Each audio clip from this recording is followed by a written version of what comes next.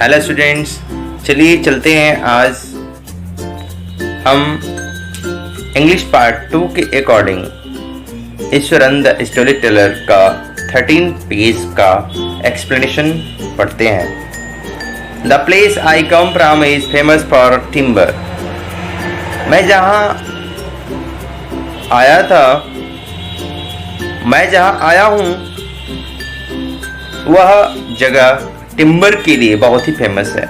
Eswaran would begin, Eswaran कहना प्रारंभ करेगा। There is a richly wooded forest all around. चारों तरफ जंगली लकड़ियों की बहुत सारी ढेर थी। The logs are hauled on to the lorries by elephant. बड़े बड़े लॉग्स यानी कि लकड़ियों के लट्ठे ये एलिफेंट्स यानी कि हाथियों के द्वारा लॉरीज यानी कि ट्रकों पर लादे जाते थे। They are huge well fed beasts. वे बहुत बड़ी और ज्यादा भोजन करने वाले, वेल फेड ज्यादा भोजन की हुई जानवर थे। When they turn wild, even the most experienced महावत is not able to control them। जब वे जंगली जानवरों की तरह व्यवहार करने लगती थीं तो बहुत एक्सपीरियंस महावत भी उन्हें कंट्रोल नहीं कर पाते थे। After this prologue, Eswaran would launch into an elaborate anecdote involving an elephant।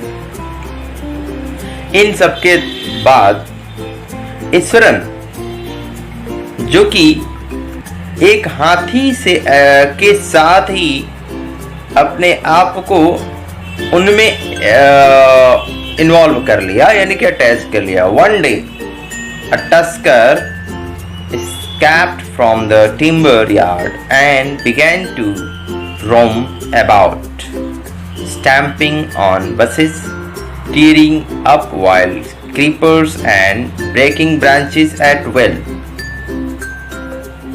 कह रहा है कि एक दिन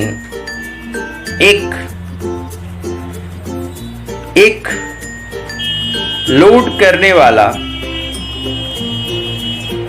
हाथी जो कि पूरे की पूरी टिम्बर के बगान में इसके अकॉर्डिंग बसों को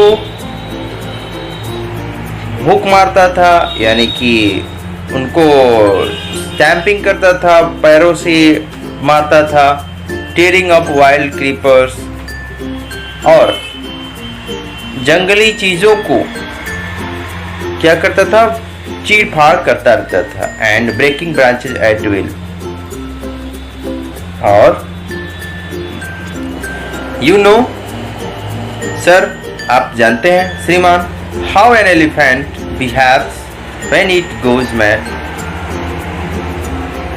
एक हाथी जब पागल हो जाती है तो कैसा व्यवहार करती है। Eswaran would get so caught up in the excitement of his own story that he would get up from the floor and jump out about, stamping his feet in emulation of the mad elephant। Eswaran जो कि अपनी कहानी को सुन ही रहा था, वह excited होकर, आश्चर्यचकित होकर अपने स्वयं की स्टोरी को सुनता था कि वह तुरंत उठेगा और जमीन पर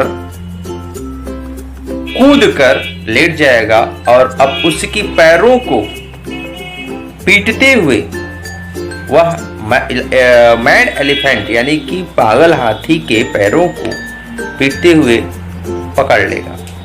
The elephant reached the outskirts of our town। वह हाथी